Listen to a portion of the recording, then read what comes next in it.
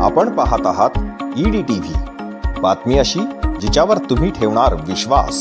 जालना महानगरपालिकेत आतापर्यंत जनता कर भरत नव्हती असे नाही, परंतु मुद्दामहून कर भरून घेतला जात नव्हता किंवा वसूल केला जात नव्हता। त्याचे कारण असे होते, आधा तुम्हारा आधा हमारा ही परिस्थिती होती। म्हणजेच 4 वर्षाचा जर कर थकला तर चालू वर्षाची पावती घ्यायची, म्हणजे मागचे सर्व सपाट।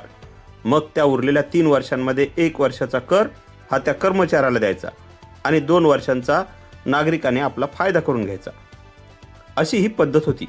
या पद्धतीला खतपाणी घालणारे तत्कालीन लाचखोर आयुक्त संतोष खांडेकर हे गेल्यानंतर आता जिल्हाधिकारी आशिमा मित्तल यांच्याकडे मनपा आयुक्त पदाचा पदभार आला आहे। 31 मार्च अखेर जालनेकरांकडे विविध प्रकारची 76 कोटी आणि चालू वर्षाची 26 कोटी अशी एकूण 102 कोटी रुपयांची थकबाकी आहे। 102 कोटी रुपयांची थकबाकी आहे, वसुली मात्र फक्त 8% आहे, म्हणजेच 90 लाखांच्या जवळपास आहे। त्यामुळे आयुक्त श्रीमती मित्तल यांनी वसुलीसाठी कंबर कसली आहे।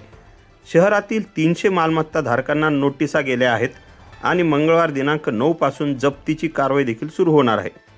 या जप्तीचा पहिला मान देऊन मनपा कोणाचा सन्मान करते हे लवकरच पाहायला मिळणार आहे। मी सगळे जालन्यातील नागरिकांना आवाहन करते की आपल्याला 2 प्रकारचे कर भरणं फार गरजेचे आहे। एक आपला प्रॉपर्टी टॅक्स आहे आणि दुसरा वॉटर टॅक्स आहे, पाणीपट्टी।